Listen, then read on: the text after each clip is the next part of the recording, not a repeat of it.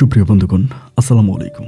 দূরে কাছে দেশে অথবা সেবাই থেকে প্রিয় বন্ধুরা, ঠিক এই মুহূর্তে যে যেখান থেকে বাস্তব জীবনের গল্প শোনার জন্য আমার সাথে জয়েন করেছেন, আমি আপন আর যে আপন জীবনের গল্পের 1140তম পর্বে আপনাকে বরাবরের মতো স্বাগতম জানাচ্ছি। বন্ধুরা, আজ আমি আপনাকে শোনাবো রংপুরের ছেলে মোহাম্মদ শহীদের জীবনের হৃদয়ে কাঁপানো চরম সুন্দর এক ভৌতিক বাস্তব জীবন কাহিনী। বন্ধুরা, আজকের গল্পের টাইটেল বাস্তবে আসমানের পরি এসে পুরো গ্রামবাসীকে অভিশাপ মুক্ত করে।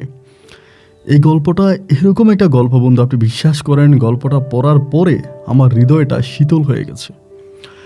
ভালো লাগার মতো, ভালোবাসার মতো, স্মৃতিতে ধরে রাখার মতো এক চমৎকার রকম বাস্তব জীবন কাহিনী। প্রিয় বন্ধুরা, রংপুরের প্রত্যন্ত এলাকার শহীদের জীবনের এই গল্পটা আজ থেকে বহু বছর আগের, এবং শহীদ ভাইয়ের গল্পটা এতটাই সুন্দর, আমি আপনাকে নিশ্চিত করে বলতে পারি পুরোটা গল্প শুনলে আপনার অন্তর ভরে যাবে। আশা করব শুরু থেকে শেষ পর্যন্ত শহীদ ভাইয়ের এই গল্প জুড়ে আপনারা আমার সাথেই থাকবেন, এবং গল্প শেষে রংপুরের ভাই শহীদকে আপনার মতো করে একটা মন্তব্য কমেন্ট বক্সে লিখবেন। ধন্যবাদ সবাইকে। সুপ্রিয় বন্ধুগণ, আসসালামু আলাইকুম। আমার নাম মোহাম্মদ শহীদ, আমার বাড়ি রংপুর। বন্ধুগণ, আমি আমার জীবনের গল্পটা শুরু করার শুরুতে আপনাদেরকে আমার পরিবারের বিষয়ে জানিয়ে রাখি। আমার পরিবারে আমি আছি, আমার বাবা আছে, মা আছে, এছাড়া রয়েছে আমার দাদা দাদি সহ আমার বড় একটা ভাই আর ছোট একটা বোন। আমরা টোটাল 2 ভাই 1 বোন। আমাদের পরিবারটা রংপুর শহর থেকে মেলা দূরে কোনো এক ছোট্ট গ্রামের এক নিম্ন মধ্যবিত্ত পরিবার। আমার বাবা পেশায় একজন কৃষক। আমাদের গ্রামের বিষয়ে আরেকটু জানিয়ে রাখি, আমাদের গ্রামটা ইন্ডিয়া এবং বাংলাদেশের খুব বর্ডার ঘেঁষে অনেক পাহাড়ের চূড়ায় খুব ছোট্ট একটা গ্রাম।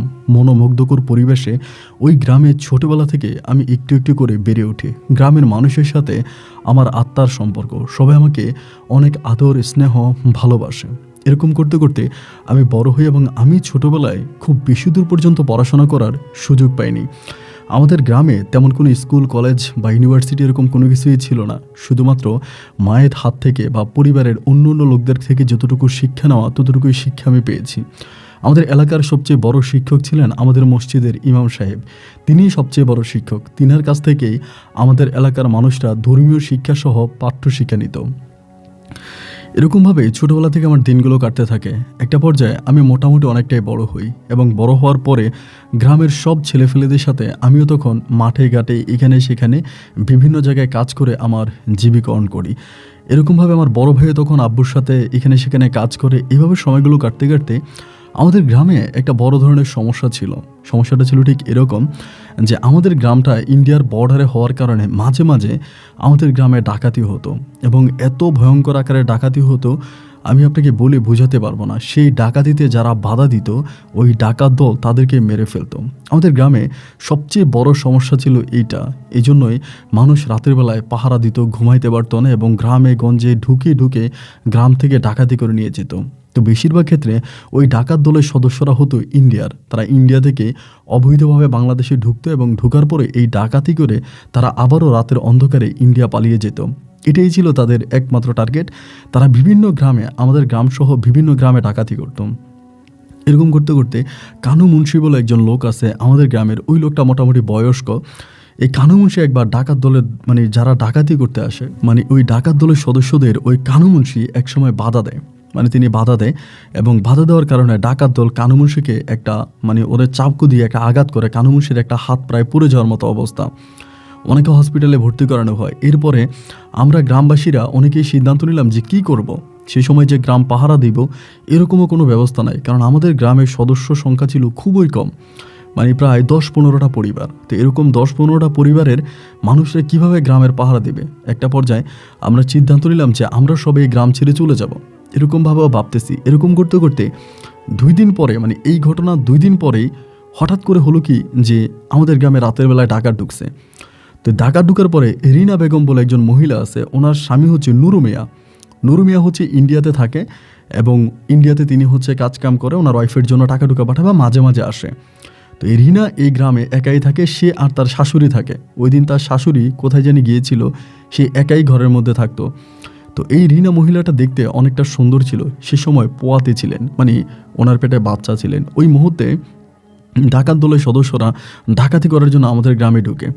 এবং ঢুকার পরে ওই রিনার ঘরেই প্রথমে ঢুকে, ওর ঘরটাই প্রথমে ঢুকে এবং ওর ঘরে ঢোকার পরে ওকে দেখে ওকে ঘর থেকে বের করে নিয়ে আসে। বের করে নিয়ে আসার পরে ওই মুহূর্তেই রিনার উপর শুরু হয় যৌন নির্যাতন। ডাকাত দলের সদস্যরা একের পর এক ওকে দর্শন করতে থাকে। ও তখন চিৎকার চেঁচামেচি করে প্রতিটা গ্রামবাসীকে ডাকতেছে যে আপনারা উঠেন, আপনারা উঠে আসেন, আমারে বাঁচান। কিন্তু সেদিন প্রাণের ভয়ে কোনো গ্রামবাসী ঘরের দরজা খুলে ঘর থেকে বের হলো না। রিনা সবাইকে চিৎকার করে ডাকলো যে আপনারা আসেন, আপনারা আসলে কিচ্ছু হবে না, ডাকাত বেশি নাই, অল্প কয়েকজন আছে, আমারে বাঁচান, আমার ইজ্জত বাঁচান। কিন্তু সেদিন সেই রাতের বেলায় প্রাণের ভয়ে কোনো গ্রামবাসী ঘরের বাইরে এলো না। এবং এরকম করতে করতে একটা সময় আমরা রিনার কোনো শব্দ শুনতে পাচ্ছি না। তখন আস্তে আস্তে কেউ লাঠি সোটা হাতে নিয়ে হারিকেন নিয়ে ঘরের দরজা থেকে উঁকি মেরে দেখতেছিলাম যে কাউকে দেখা যায় কিনা। একবার যে আস্তে আস্তে করে গ্রামবাসী একজন দুজন করে বের হতে শুরু হলো, কিন্তু সবাই বের হতে হতে তখন রিনা বেগমকে আর এখানে রাখলো না, এখান থেকে নিয়ে চলে গেল। গ্রামের সব মানুষরা তখন গ্রামের আশেপাশে খুঁজতে শুরু করি যে ওরা কোথায় নিয়ে গেল, কিন্তু কোথাও ওকে খুঁজে পাওয়া যাচ্ছে না, কোথাও ওর সন্ধান পাওয়া যাচ্ছে না, খুঁজে পাওয়া যাচ্ছে না। সবাই তখন মানে খুব টেনশনে পড়ে গেল যে মেয়েটাকে আবার ইন্ডিয়াতে নিয়ে গেল কিনা, যেহেতু ওই ডাকাত দলের সদস্যরা ইন্ডিয়ারে ছিল। তো সবাই তখন চিন্তা করতেছে কী করা যায়, কী করা যায়। এরকম করতে করতে এক পর্যায়ে ফজরের আজান দেয় এবং ফজরের আজানের পরে আমরা সবাই আমাদের গ্রামের অদূরে গিয়ে ওই রিনাকে খুঁজতে থাকি। তো আমাদের এখানে আপনার বিজিবির ক্যাম্প ছিল না, এখানে একটা বিজিবির ক্যাম্পের প্রয়োজন ছিল। তো এটা ছিল না, এটা ছিল অনেক দূরে, মানে বর্ডার গার্ডের ক্যাম্প অনেক দূরে ছিল। ওরা মাঝে মাঝে দিনের বেলায় টলে আসতো, কিন্তু রাতের বেলায় খুব বেশি একটা টলে আসতো না। আর আমাদের এদিকে তার কাটার বেড়াও ছিল না, ইন্ডিয়ার বর্ডারের সাথে কোনো তার কাটার বেড়া ছিল না। এমন করতে করতে আমরা তখন ওই রিনাকে খুঁজতে শুরু করি এবং খুঁজতে খুঁজতে একটা পর্যায়ে বর্ডারের কাছাকাছি রিনাকে আমরা প্রায়, তবে জীবিত না, মৃত। এবং রিনাকে ওখানে পাওয়ার পরে আমরা সেখান থেকেই রিনাকে নিয়ে সরাসরি বিজিবি ক্যাম্পে চলে যাই। এবং ক্যাম্পে যাওয়ার পরে ক্যাম্পে আমরা তখন রিপোর্ট করি যে এইভাবে ডাকাত দলরা এসে এটা করছে। অ্যান্ড তখন থেকে এটা নিয়ে নড়ে চড়ে বসে মিডিয়া সহ অন্য অন্য মানুষরা, আমাদের গ্রামের বা আমাদের গ্রামের আশেপাশে যারা ছিল এবং আমাদের যারা মানে আপনার দলীয় পর্যায়ে ছিল, আমাদের নেতারা ছিল এবং মিডিয়ার ব্যক্তিত্ব ছিল, এটা নিয়ে ওই সময়টাতে প্রচুর পরিমাণের আলোচনা সমালোচনা হয়। এবং সবাই তখন এটা নিয়ে উঠে পড়েছে, এটা কেন হলো, এইভাবে তো এই গ্রামের মানুষের নিরাপত্তা দিতে হবে। ঠিক তখন থেকে বিজেপি সিদ্ধান্ত নিল যে আমাদের গ্রামের পাশেই একটা ক্যাম্প তৈরি করবে। এবং সেদিন থেকে তারা আমাদের গ্রাম মানে বিজিবি এসে আমাদের গ্রাম পাহারা দিতে শুরু করে, আমাদের গ্রামের চারপাশটায় পাহারা দিতে শুরু করে। ওই মহিলা তো মারা যায়, পেটে তার সন্তানটাও মারা যায়। এরপরে আমরা তাকে দাফন কাফন করে ফেলি, ওনার দাফন হয়ে যায়। এবং ওনার দাফন হয়ে যাওয়ার পরে যে সমস্যাগুলো আমাদের গ্রামে দেখা দেয়, বিজিবি তখন ওখানে ক্যাম্প তৈরি করে, ওখানে একটা ক্যাম্প তৈরি করে এবং পুরো রাত্রে বিজিবি আমাদের গ্রামে টল পুলিশের মতো টহল দিতে থাকে। তো এখান থেকে আমাদের গ্রাম পুরোপুরিভাবে নিরাপদ। এরপর থেকে আমাদের গ্রামে আর কোনো ডাকাতি হচ্ছে না, যদিও অনেকবার ইন্ডিয়ান থেকে ডাকাতি করার জন্য আসে, কিন্তু বিজিবি তাদেরকে প্রতিহত করে, ওরা আর আমাদের গ্রামে ঢুকতে পারে না। এরকম করে সময়গুলো কাটতেছিল। তো আমরা মনে করলাম আমরা মনে হয় প্রাণে বেঁচে গেছি, এরপর থেকে মনে হয় আর কোনো সমস্যা হবে না, আমরা মনে হয় ভালো হয়ে গেছি এবং আমরা মনে হয় এখন থেকে নিরাপদ আর মুক্ত, আল্লাহ সম্ভবত আমাদেরকে রহমত করেছে। কিন্তু এরপরে শুরু হলো আমাদের গ্রামে এক ভিন্ন রকম চিত্র। ভিন্ন রকম চিত্রটা ভাই ঠিক এরকম যে আমাদের গ্রামে কোনো সন্তান হলেই হয় এটা পেটের মধ্যে মারা যায়, নাইলে এটা প্রসব করার সময় মারা যায়। মানে আমাদের গ্রামে কোনো সন্তান হইলেই বাঁচে না। ধরেন আস্তে আস্তে করে আমাদের গ্রামের লোকসংখ্যাও বাড়তে শুরু করে। এক পর্যায়ে তো আমাদের গ্রামের লোকসংখ্যা অনেক কম ছিল, এখানে ডাকাতি হতো বা এটা পাহাড়ের উপরে, এই জন্য খুব বেশি একটা মানুষ আমাদের গ্রামে থাকতো না বা আমাদের গ্রামে আসতো না। কিন্তু একটা পর্যায়ে যখন ওখানে বিজিবি ক্যাম্প করা হলো এবং বিজিবি বিভিন্ন ধরনের কর্মসংস্থান তৈরি করলো, এরপরে বিভিন্ন জায়গা থেকে মানুষজন এখানে আসতে শুরু করে, মানে আমাদের গ্রামে আসতে শুরু করে এবং আমাদের গ্রামের মানুষের সাথে মিশতে শুরু করে। ওখানে তো অনেক বেশি সরকারি খাস জমি ছিল, ওই খাস জমির মধ্যে অনেকে এসে বাড়ি নির্মাণ করতে শুরু করে। বিজিবির ওই সুরক্ষায় আমাদের গ্রামটা একটা ভিআইপি গ্রামে পরিণত হয়। কিন্তু ওই ভিআইপির ভিতরে তখন শুরু হয় এক অভিশাপ। যেই সন্তান হয়, সন্তান হলেই মারা যায়, কারো সন্তান বাঁচে না, হয় পেটে না হয় প্রসবের সময়, সন্তান বাঁচানো যায় না। তখন সবাই খুব টেনশনে পড়ে যায় এবং এই জন্য আমাদের গ্রামের পাশে একটা ছোট ক্লিনিকেরও ব্যবস্থা করে বিজিবি। আমরা বিজিবি ঋণ কখনো শোধ করতে পারবো না, ওরা ওখানে একটা ক্লিনিকেরও ব্যবস্থা করে। প্রাথমিক অবস্থায় একটা ক্লিনিক দেয় এবং ক্লিনিক দেওয়ার পরেও আমরা ওই ক্লিনিকের মধ্যে সন্তান নিয়ে যাইতাম বা পোয়াতে মাকে নিয়ে যাইতাম, যে এটা কেন হয়। যারা দেখে, যারা ডাক্তার থাকে এরা বলে খুবই নরমালি বাচ্চাটা হইছে। মানে এই বাচ্চাটা হওয়ার ক্ষেত্রে কোনো রকমের প্রবলেম ছিল না এবং ওই মহিলারও মানে যিনি প্রসব করেছে ওনারও কোনো জটিলতা ছিল না। তাহলে বাচ্চা কেন মৃত হবে? এটা ওই যারা ওখানে ডিউটি করে বা ওখানে যারা আপনার মেডিকেল ক্যাম্পে থাকে ওরাও তখন বুঝতে পারে না যে কী ব্যাপার, তাহলে বাচ্চা কেন মৃত হয় অথবা বাচ্চা কেন পেটের মধ্যে মারা যায়। পুরো গ্রামবাসী তখন এই বিষয়টা নিয়ে ভীষণ টেনশনে পড়ে যায়। তখন গ্রামে গ্রামে কুসংস্কার ছড়িয়ে পড়ে। কুসংস্কার ঠিক এরকম ছিল, গ্রামের সবাই বলে ওই যে রিনা বেগম ওই মহিলা পেটে সন্তান নিয়ে ইজ্জত বাঁচানোর জন্য পুরো গ্রামবাসীর কাছে সাহায্য চেয়েছে। সবাইকে চিৎকার করে বলেছে আপনারা বেরিয়ে আসেন, আমার ইজ্জত বাঁচান, আপনারা একযোগে বেরিয়ে আসেন। কিন্তু গ্রামবাসী প্রাণের ভয়ে ওই দিন কেউ ঘর থেকে বের হয়নি, যার জন্য ওই রিনা বেগম মারা গেল। আর সে মারা যাওয়াতে তার ওই অভিশাপে আমাদের গ্রামটা একটা অভিশপ্ত গ্রামে মানে রূপ নিল। আমাদের গ্রামটা একটা অভিশপ্ত গ্রাম হয়ে গেল। এবং এরকমভাবে তখন আমরা চিন্তা করি যে কী করা যায়। এবার আমরা আমাদের গ্রামে বড় করে মাহফিল দেই, বিভিন্ন জায়গা থেকে বড় বড় উলি, আপনার বড় বড় মাওলানা এদেরকে নিয়ে আসি, এসে আমরা গরু জবাই দিই, মাহফিল দিই, অনেক কিছুই করি। কিন্তু এতে আর কোনো কাজ হয় না। দিনের পরিবর্তে ঘটনা এরকমভাবে ঘটতে ঘটতে সবাই তখন চিন্তা করতেছে যে কী করবে। মানে কোনো কিছু ভেবে কুল পাইতেছে না যে কী করবে, কারণ কোনো বাচ্চাই হলে মানে হয় না। দীর্ঘ প্রায় আপনি চিন্তা করেন 6 মাসের মতো হয়ে গেছে, 6-7 মাসের মতো হয়ে গেছে আমাদের গ্রামে অসংখ্য বাচ্চা মারা গেছে। এবং মানে বিভিন্ন জায়গা থেকে বড় বড় ডাক্তাররা পর্যন্ত আসে যে বাচ্চা কেন মারা যায়, কিন্তু এর কোনো সঠিক উত্তর বা এই কেন মারা যায় এইটা আমাদের গ্রামের মানে কোনো ডাক্তার কবিরাজ কেউ বলতে পারে না। তখন পুরো গ্রামবাসী এটাই চিন্তা করে যে এটা ওই রিনা বেগমের কাজ এবং রিনা বেগমের আত্মা আমাদের গ্রামে ঘুরে বেড়ায়। ওই আত্মা থেকে বাঁচার জন্য আমরা এখান থেকে ওইখান থেকে কবিরা জানি। এবং একটা পর্যায়ে আমাদের গ্রামটা তো হতদরিদ্র একটা গ্রাম ছিল, মানে অনেক দরিদ্র গ্রাম। ওই গ্রামের বেশিরভাগ মানুষই হচ্ছে নিম্নবিত্ত পরিবারের। তো দিন এনে দিন খায়, এদের কাছে তো জমানো কোনো টাকাও নাই। এরপরে যার কাছে যতটুকু সামর্থ্য ছিল সবাই তাদের সামর্থ্য অনুযায়ী দান করতে থাকে, মানে একটা ফান্ড করতে থাকে, একটা জায়গায় টাকা জমানো হয়। এরপরে সবাই মিলে সিদ্ধান্ত নিল যে আমাদের ইন্ডিয়ার ওইদিকে আপনার রাজস্থান বলে একটা জায়গা আছে, রাজস্থানে ওইখানে একজন বড় ধরনের আপনার এই ধরনের তান্ত্রিক আছে, যিনি হচ্ছে মুসলিম ধর্মাবলম্বী, আমরা তাকে কবিরাজে বলি। একজন কবিরাজ আছে এবং তিনাকে যদি আনা যায় তাহলে আমরা এটা থেকে মুক্তি পাবো। কিন্তু তিনাকে আনতেও অনেক টাকার প্রয়োজন, তিনি আসলে কম টাকায় কোথাও যায় না। পরে আমরা সবাই গ্রামবাসীরা মিলে 1 মাসের মতো টাকা জমাই। সবাই মিলে টাকা জমিয়ে ইন্ডিয়া থেকে ওই বড় কবিরাজকে আমরা তখন আমাদের গ্রামে আমন্ত্রণ জানাই। বিজিবির সহযোগিতায় এবং ইন্ডিয়ার বর্ডার গার্ডের সহযোগিতায় উনি আমাদের গ্রামে প্রবেশ করার সুযোগ পায় এবং তিনি আমাদের গ্রামে এসে তিনার ওই তন্ত্র মন্ত্র বা ওনার ওই দোয়া দুরুদ উনি পড়তে থাকে। দোয়া দুরুদ পড়ে আমাদের গ্রামটাকে বন্ধ করে দেয় এবং আমাদের এই গ্রামটা বন্ধ করে দেওয়ার পরে আলহামদুলিল্লাহ আল্লাহর অশেষ মেহেরবানিতে এই প্রথম আমাদের গ্রামে একটা পুত্র সন্তান জীবিত হয় এবং বাচ্চাটা বেঁচেও থাকে এবং উনি ওই গ্রামে অনেক দিন পর্যন্ত থাকে, দীর্ঘ প্রায় 15 থেকে 20 দিনের মতো আমাদের গ্রামে থাকে। এবং ওই 15-20 দিনে আমরা ওনাকে যথেষ্ট পরিমাণে সম্মান শ্রদ্ধা করি। উনি যেভাবে থাকতে চায় আমরা ওনাকে এভাবেই রাখি, উনি যেই পরিবেশে থাকতে চায় আমরা ওনাকে সেই পরিবেশে রাখি। আমরা ওনাকে কখনোই কোনো বিষয়ে এক বিন্দু পরিমাণের কষ্ট দিই না। ওনার খাওয়া দাওয়া, ওনার থাকা সব কিছু আমরা খুবই কেয়ারফুলি করি। তো উনি তখন আমাদের মতো করে মানে ওনার মতো করে আমাদের গ্রামে পড়ে আছে।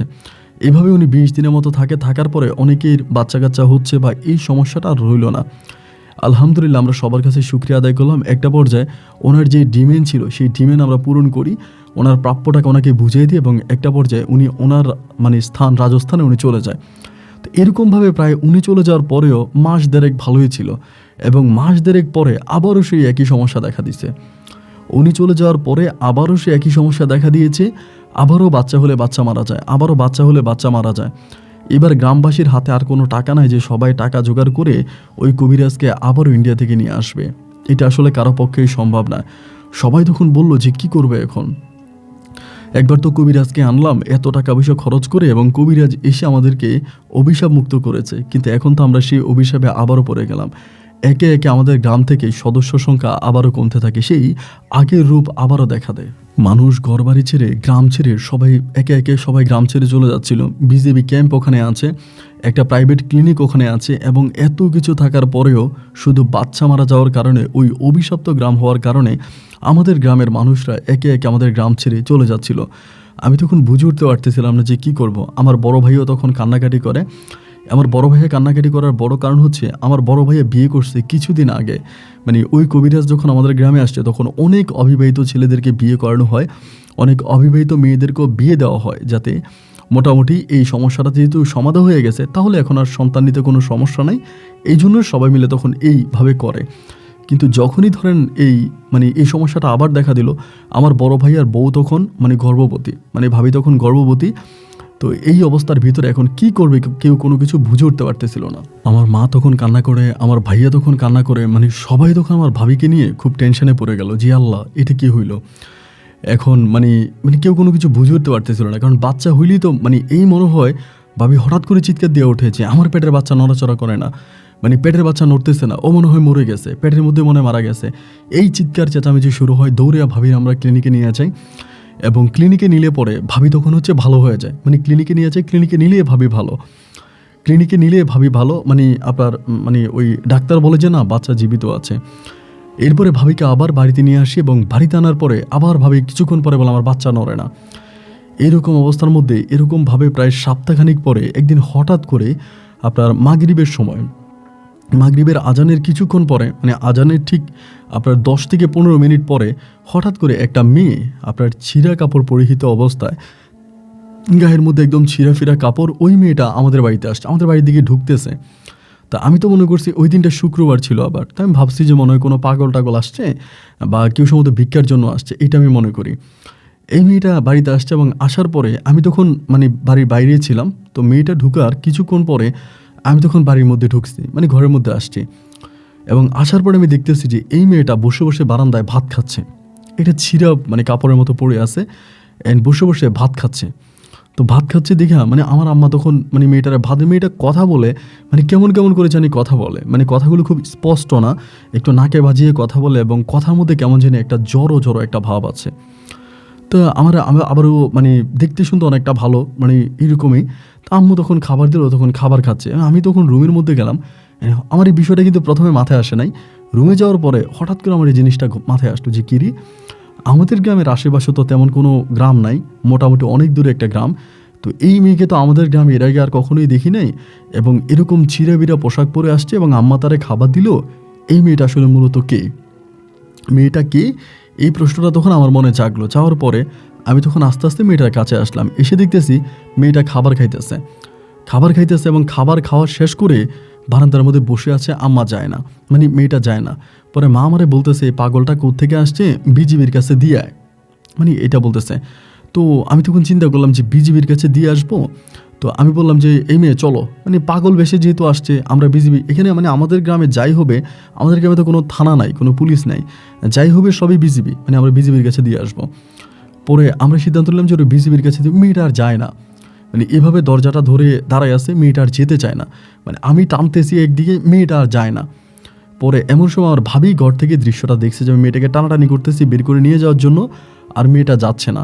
ভাবি তখন ঘর থেকে আমারে বলতেছে যে শহীদ ভাই ওই মেয়েটারে দিয়ে না, মেয়েটা আজকে থাকুক, এই কথা বলতেছে। আম্মা তখন বলে থাকবে এই মেয়েটাকে তো আমরা চিনি না জানি না কোত্থেকে আসছে, পাগল ভেসে খাওয়াইলাম, এখন রাইখে দিব, যদি কোনো বিপদ হয়। আমার ভাবি বলতেছে কোনো বিপদ হবে না, আমাদের বারান্দায় ওরা থাকার ব্যবস্থা করে দেন, আজকে এখানেই থাকুক, রাতে আর যাওয়ার দরকার নাই। এরপরে যাই হোক আমার আম্মা তখন করলো কি, মেয়েটারে ওখানে রাইখে দিল, আমাদের বাড়িতে রাখছে। তো মেয়েটার কাছে একটা ব্যাগ ছিল, তার কাছে একটা ব্যাগ ছিল, কাঁধে একটা ব্যাগ ছিল, ব্যাগটা মোটামুটি অনেকটা ভারী বা মনে হচ্ছে ব্যাগের মধ্যে কিছু একটা আছে। তা আম্মু আবার রাতের বেলা ওরা খাওয়া দাওয়া করাইয়া ওই যে আমাদের যে বারান্দা ছিল, আমরা তো অত বড় লোক ছিলাম না, সবাই অনেক নিম্নবিত্ত, তো বারান্দার মধ্যে ওরা বিছনা করে দিছে। বিছনা করে দিয়ে আমার আম্মা বলে এখানে তুই ঘুমা, এই বলে বারান্দায় বিছনা করে দিয়ে আমরা সবাই তখন ঘরের ভিতরে ঢুকে গেছি। ঘরে ঢুকে আমরা তখন দরজা টরজা লাগিয়ে শুয়ে পড়ছি। এমন অবস্থার ভিতরে হঠাৎ করে মধ্যরাতে আমার ঘুমটা ভেঙে গেল এবং ঘুম ভাঙার পরে আমি শুনতে পেলাম যে কেউ জানি গুনগুন করে কি জানি করতেছে, কি জানি পড়তেছে, গুনগুন করে এরকম কথা বলতেছে। তো হঠাৎ করে আমার তখন মনে হলো আরে পাগলিটারে তো ঘরের মধ্যে বারান্দার মধ্যে আমার আমার শুইতে দিছে, না জানি পাগলিটা আবার কি করে বসছে।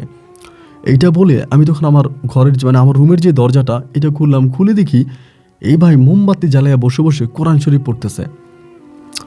এটা দেখে তুমি অবাক হয়ে গেলাম, কিরে ও কোরআন পাইল কই? একেবারে পর্দা করে আপনার ঘোমটাটা দিয়ে বসে বসে, ছিঁড়া কাপড়টা পরিহিত অবস্থায় ঘোমটা দিয়ে বসে বসে মানে আপনার কোরআন পড়তেছে। এটা দেখার পরে আম্মা তখন অবাক, মানে আমি তখন গিয়ে আমার মায়ের ডাক দিছি, মা রুম থেকে মারে উঠাইলাম। মারে উঠানোর পরে মা তখন উঠে আসছে, আসার পরে মারে বলেছে মা দেখো।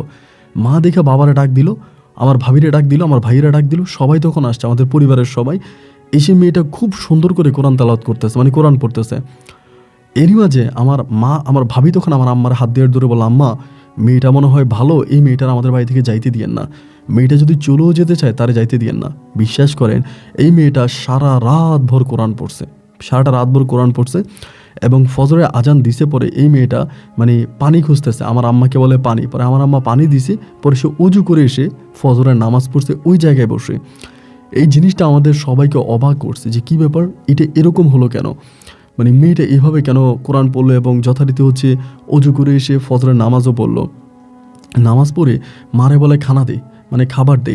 আমার আম্মা তখন খাবার দিল, মেয়েটা তখন খাবার খাইলো এবং এমতো অবস্থার ভিতরে আমার ভাবি তখন একটু একটু রোদ উঠছে। রোদ উঠার পরে আমার ভাবি তখন বারান্দায় গিয়ে বসছে এবং বসার পরে আমার ওই মেয়েটা এসে আমার ভাবির মাথা হাতায় দিতেছে, মানে ভাবির মাথায় হাত দিচ্ছে। তো আমার ভাবির মাথায় একটা সমস্যা ছিল, অলওয়েজ মাথা গরম হয়ে থাকতো এবং ঘাম বেরোতো, মানে প্রচুর ঘাম বেরোতো। আর ওই যে টেনশন তো আসেই যে বাচ্চা হলে মারা যাবে, ওটা তো নিশ্চিতই, এরকম একটা টেনশন তো আছে। এরই মাঝে ভাবি যখন মানে ভাবির মাথা যখন মেয়েটা হাতায় দিচ্ছিল, এই দৃশ্যটা মা তখন দেখছে। মা তখন দৌড়ে এসে বলতেছে, কী ব্যাপার বৌমা, তুমি এই মেয়েরি দিয়ে মাথা হাতাইতেছো কেন, এর গায়ের মধ্যে গন্ধ, এই সর। আমার ভাবি বলে, আম্মা আপনার পায়ে ধরি, ওরে আমার শরীর থেকে সরাইয়েন না। ও আমার মাথায় হাত দেওয়ার পরে আমার শরীরটা মা জানি কেমন ঠান্ডা হয়ে গেছে, আমার ভিতরে জানি কেমন মা ভালো লাগতেছে। আমার আম্মা বলে, এগুলো বলো কি? বলে, হ্যাঁ মা, আপনার অনুরোধ করে আপনি ওর বাড়ি থেকে বের করেন না বা ওরে আমার মাথা থেকে হাত সরাইতে দিয়েন না। এই মহিলাটা মানে এই মেয়েটা তখন আমার ভাবির মাথা হাতায় দেয় এবং ভাবির মাথা হাতাই দেওয়ার পরে ভাবির তখন ওখানে শোয়াই দেয়, ওই জায়গার মধ্যে শোয়াই দেয়। বিছনা করে ভাবির শোয়াই দেওয়ার পরে মেয়েটা তখন ভাবির মাথায় হাত বোলাই দিতেছে, কোমল হাতে হাত বোলাই দিতেছে। ভাবি ভাই একদম এই উঠানের মধ্যে ভাবি ঘুমিয়ে গেছে এবং ঘুমিয়ে যাওয়ার পরে আমার আম্মা যখন ডাকাডাকি করতেছে, ভাবি তখন ঘুম থেকে উঠছে, ওইটা মেয়েটারে জড়াই ধরছে। মানে ভাবি কি বুঝে মেয়েটাকে জড়াই ধরছে এটা ভাবিই ভালো জানে। ভাবি বলে, এই মেয়েটার আমি আমার বাড়ি থেকে যেতে দিব না। এবং ভাবি ওই সময় করলো কি, আমার ভাইয়েরে বলতেছে, যাও তুমি মেয়ের জন্য জামা কাপড় কিনে আনো। আমার আম্মাও বিষয়টা বুঝতেছে না, আমিও বুঝতেছি না। ভাইয়া তখন বাজারে গেল, ভাবির কথা মতো মেয়ের জন্য তখন জামা কাপড় কিনে আনলো। যথারীতি দুপুরের পরে মেয়েটাকে গোসল করলো, মেয়েটাকে গোসলে পানি দেওয়ালো, গোসল করলো এবং ও নামাজ পড়ে, মানে ময়লা কাপড় নিয়ে নামাজ পড়তো। এরপরে গোসলের পরে তখন ওরা জামা কাপড় দেওয়া হলো, ভালো জামা কাপড় পরতে পরে ও বেশিরভাগ সময় আমাদের ঘরের বারান্দায় বসে থাকতো, আমার ভাবির সেবা যত্ন করতো, ভাবির মাথা হাতায় দিত, ভাবির পেটের বাচ্চাটার মধ্যে হাত দিত, মানে পেটে হাত দিত। মানে আমাদের পরিবারে একজন বৃদ্ধ মানুষের মতো করে আমাদের পরিবারটাকেও আগলে রেখেছে মেয়েটা, এরকম একটা অবস্থায়। এরই মাঝে কিন্তু আমার দাদা দাদি চলে গেছে, মানে আমার দাদা মারা যাওয়ার 1 মাস পরে আমার দাদি মারা যায়। তখন পরিবারে কিন্তু দাদা দাদি ছিল না। এই মেয়েটা মনে হয় আমার দাদির রূপ নিয়ে আমাদের পরিবারে আসছে, এরকমভাবে আমাদের পরিবারের সাথে মেয়েটা মিশে গেল। সবাই তখন বলতেছি যে আলহামদুলিল্লাহ ভালো, সবাই তখন বলতেছে ভালো। এরকম করতে করতে ভাবি মানে একটু পরপরই চিৎকার দেয় যে আমার পেটের বাচ্চা মনে হয় নষ্ট হয়ে গেছে, পেটের বাচ্চা মনে হয় নড়তেছে না, বাচ্চা নড়াচড়া করে না। দৌড়ে ভাবির ক্লিনিকে নিয়ে যাই এবং ক্লিনিক থেকে ডাক্তার বলে যে না বাচ্চা আছে, এরপরে আমরা আবারও নিয়ে আসি। তো মেয়েটা হাসে, ভাবি যখন দৌড় দিয়ে এরকম করে, মানে মেয়েটার ভিতরে একটা অলৌকিক কিছু বা অদ্ভুত কিছু জিনিস আমরা পরিবারের মানুষরা খেয়াল করি, যেটা নর্মালি কোনো মেয়ের মধ্যে থাকে না। এখন এই মেয়েটা আসলে কোত্থেকে আসছে বা কী তার পরিচয়, তার বাড়ি কই, ঘর কই। তো আমাদের ওই রাস্তার পাশে আবার মাঝে মাঝে এটাও বলে রাখি, মাঝে মাঝে ইন্ডিয়া থেকে পাগল চলে আসতো, যেহেতু এখানে বর্ডার ছিল না, কাঁটাতার ছিল না, আর ইন্ডিয়ার মানুষরা অনেক চালাক ছিল। ওরা ধরেন কোনো পাগলি যদি বেশি একটা ডিস্টার্ব করতো, ক্ষতিগ্রস্ত করতো, পাগলি বা পাগলা কুকুর, এটা ওইটারে করতো কি, মানে বর্ডার দিকে বাংলাদেশের দিকে দিয়ে ছেড়ে দিত। তো যেহেতু কাঁটাতারে ভেড়া নাই, ওরা দৌড়ে বাংলাদেশে চলে আসতো। তো এরকমভাবে আমাদের গ্রামবাসী বা আমার মা মনে হয় মেয়েটা ইন্ডিয়া থেকে আসছে, মনে হয় ইন্ডিয়া থেকে পাগলামি করতো, পাগল ছিল, এই জন্য তারা বাংলাদেশের দিকে ছেড়ে দিয়েছে, বাংলাদেশে চলে আসছে। তো থাকুক আমাদের বাড়িতে। এরকম করতে করতে আলহামদুলিল্লাহ একটা পর্যায়ে হলো কি ভাই, আমার ভাবির বাচ্চা হবে। যেদিন আমার ভাবির বাচ্চা হবে, আমরা ওই দিন মানে সবাই খুব টেনশনে আছে যে আল্লাহ ভাবির ব্যথা উঠছে, বাচ্চা না জানি মারা যায়। হয় এখানে দুটো জিনিস হয় বাচ্চা পেটে মারা যায়, আর বাচ্চা হওয়ার পরে মারা যায়, এমন একটা অবস্থা। আলহামদুলিল্লাহ আমার ভাবি জোহরের নামাজের পরে প্রায় 2টার দিকে আমার ভাবির ঘরে একটা পুত্র সন্তান হয়েছে। একটা ছেলে সন্তান হয়েছে আমার ভাবির ঘরে, এবং হওয়ার পরে সবাই কান্না করতেছে। আমরা মসজিদের হুজুর নিয়ে আসছি, আমাদের এলাকার একজন মাওলানা ছিল উনি নিয়ে আসছি, হসপিটালের লোক নিয়ে আসছি, বিজিবি ছিল, এবং ওই মেয়েটাও পাশে বসে আছে। আলহামদুলিল্লাহ, এই প্রথম আজকে বহু মাস পরে আমার ভাবির ঘরে একটা জীবিত সন্তান হলো, এবং এই সন্তানটা বেঁচেও ছিল। এবং বেঁচে থাকার পরে সবাই মনে করতেছে, মানে গ্রামের সবাই তখন একই কথা বলতেছে যে এই মেয়েটা এখানে থাকার কারণেই মানে আমার বেঁচে গেছে, মানে আমার ভাইয়ের বউয়ের মেয়েটা বেঁচে গেছে, মানে ছেলেটা বেঁচে গেছে। তো গ্রামের মানুষ সবাই তখন বললো যে মেয়েটা আমাদের গ্রামের স্মৃতি হয়ে থাকবে, ও যদি কখনো আমাদের গ্রাম থেকে চলেও যায় তাহলে ও আমাদের গ্রামের স্মৃতি হয়ে থাকবে। ওই বলেই গ্রামবাসী তখন তাকে স্মৃতি নামে ডাকতে শুরু করে, মানে গ্রামের সবাই তাকে স্মৃতি নামে ডাকে, এবং ওই তখন স্মৃতি নামে আমাদের গ্রামে পরিচিতি পায়। এরপরে দেখা যায় ওর কাজে ছিল একটা খাওয়া দাওয়া করা, গোসল করা এবং কোরআন তালাওয়াত করা। তা আমাদের খাওয়া দাওয়া করতেছে, আমাদের খাবার খাচ্ছে, আমার মা বা আমার পরিবারের অন্য মানুষগুলো কিন্তু ওরই কোনো কিছু বলে না। আর এক কথায় বলতে গেলে ও তো আমার ভাবির কলিজার টুকরা। আমার ভাবির পুরো পৃথিবী একদিকে, এই স্মৃতি একদিকে। ভাবির স্মৃতিকে ছাড়া কোনো কিছুই বোঝে না। এমন করে সময়গুলো সামনের দিকে অতিবাহিত হচ্ছে, এবং আস্তে আস্তে করে যেহেতু মানে আমাদের গ্রামে এই সমস্যাটা, এর কয়েকদিন পরেই, এই 2-3 দিন পরে তখন আরেকটা বাচ্চা হয়, এটাও জীবিত হয়, এরপরে আরেকটা বাচ্চা হয়, ওইটাও জীবিত হয়, এবং আমাদের গ্রামে যে একটা অভিশাপ ছিল ওই অভিশাপটা মুহূর্তের মধ্যে মনে হয় যেন আল্লাহ উঠাই নিছে। তখন আমাদের গ্রামে সুখ দেখা দেয়, সবাই তখন শান্তিতে বসবাস করতে শুরু করি, এবং এক এক করে গ্রামবাসীর মুখে মুখে তখন একটা জিনিস বাঁচতে শুরু করে যে এই মেয়েটার মাঝে অবশ্যই অলৌকিক কোনো ক্ষমতা আছে। এই মেয়েটা মনে হয় পীরের বেশে আমাদের গ্রামে ঢুকছে। তুই প্রথমত দেখা যায় যে এই ঘটনার পরে, মানে ধরেন আর বাচ্চা কাচ্চা মারা যায় না, বাচ্চা কাচ্চা হয় বা এরকম সমস্যা আর হয় না। এরই মাঝে দেখা গেল আস্তে আস্তে করে মানে আমাদের গ্রামের আরেক মহিলা, মানে ওনার পিঠ ব্যথা, কোমর ব্যথা আসছে ওই মেয়ের কাছে, আয়সা বলতেছে আমার পিঠের মধ্যে একটু হাত বুলিয়ে দিত। এমনিই বলতেছে যে আমার পিঠটা ব্যথা করে, কোমরটা ব্যথা করে। এই পাগলি তখন কী করলো, ওই মহিলার কোমরে আর পিঠে হাত বুলাই দিছে। অলৌকিকভাবে তখন সবাই বলতেছে যে এই মহিলার মানে এই পিঠ ব্যথা, কোমর ব্যথা নাকি ভালো হয়ে গেছে। সবার কাছে গিয়ে বলতেছে। এইবার ভাই গ্রামের মধ্যে একে একে সবার কাছে তখন এটা প্রকাশ পেয়ে গেছে যে এই মহিলা কোনো মানুষ না, ও পীর, ও মানুষ না, ও পীর। এবার ভাই হলো কি জানেন, কেউ এই মহিলার মানে এই মেয়ের জন্য কেউ ডিম নিয়ে আসে, কেউ মুরগি নিয়ে আসে, কেউ হাঁস নিয়ে আসে, কেউ ছাগল নিয়ে আসে, কেউ গরু নিয়ে আসে, এবং একটা পর্যায়ে এরকম অবস্থা হয় যে ওই কিন্তু কিছুই করে না।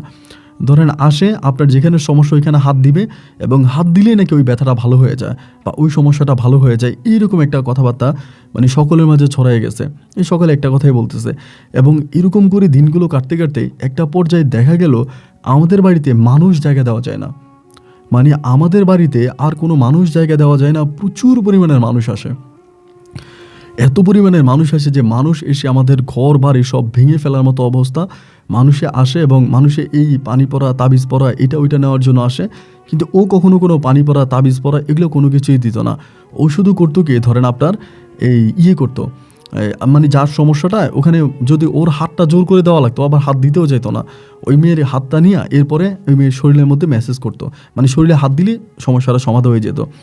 এরকম করতে করতে আমার বড় ভাই, আমার বড় ভাবি আর আমার মা বাবা মিলে তখন সিদ্ধান্ত নিল যে এই মেয়েটার যেহেতু এরকম একটা অলৌকিক গুণ আছে বা এরকম একটা ক্ষমতা আছে, এই ক্ষমতাটাকে তারা কাজে লাগাবে, এই ক্ষমতা তারা কাজে লাগাবে। এই চিন্তা ভাবনা করে, মানে এই সিদ্ধান্ত করে তখন তারা করলো কি, আমাদের বাড়ির মধ্যে এই মেয়ে বসার জন্য একটা আসন তৈরি করলো, মানে মাজারের মতো করে যেরকম আসন হয় না, এরকম মাজারের মতো করে আসন তৈরি করলো।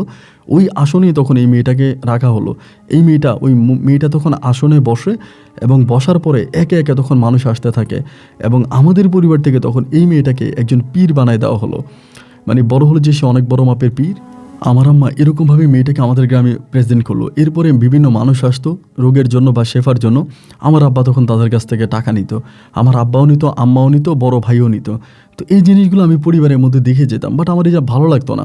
আর এর মাঝে আমার যে ছোটো বোনটা ছিল ভিন গ্রামে, আমরা আমার ছোটো বোনটাকেও বিয়ে দিয়ে দিই। তো আমার কাছে এই জিনিসটা ভালো লাগতো না যে এই মেয়েটা আমাদের গ্রামে আসছে, এবং আসার পর আমার আব্বা আম্মা তাকে নিয়ে ব্যবসা করতেছে, এবং এই যে টাকাগুলো নিতেছে মেয়ে কিন্তু জানে না। আর মেয়ের পিছনে কিন্তু কোনো টাকা খরচও করা হয় না, জাস্ট ওর খাওয়া দাওয়া, ঘুমের ব্যবস্থা বা থাকার জন্য যেরকম এরকমই।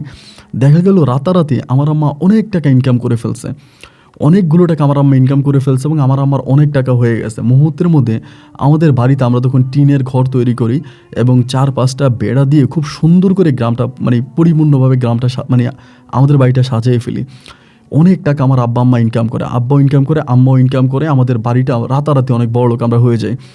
অ্যান্ড এরকম করে খবরগুলো 1 কান 2 কান 3 কান হতে হতে মানে ওই সময় এরকম অবস্থা হয়েছে ভাই, মানে সকালবেলা ঘুম থেকে উঠলে দেখতাম যে মানুষের মানে মনে হয় পিঁপড়ার মতো করে মানুষ আমাদের বাড়িতে ঢুকতেছে, পিঁপড়ার মতো করে আমাদের বাড়িতে ঢুকতেছে, মানে ওই মানে মানুষ জায়গা দেওয়া যায় না, এত পরিমাণের মানুষ। তো যেহেতু এটা একটা বর্ডার এলাকা, মানে বর্ডার ঘেঁষে যেহেতু এই ঘটনাটা, মানে এটা বিজিবি তখন বিষয়টা খেয়াল করে যে এরকমভাবে মানুষ আসতেছে, বহিরাগত মানুষ, মাঝে মাঝে ইন্ডিয়া থেকেও মানুষ চলে আসে। এটা আমাদের তো ইন্ডিয়া মানে পার্শ্ববর্তী ছিল, তো ইন্ডিয়ার মানুষরা তখন বিষয়টা জানতে পারে যে এই গ্রামে বা এই বাড়িতে এরকম একটা ঘটনা।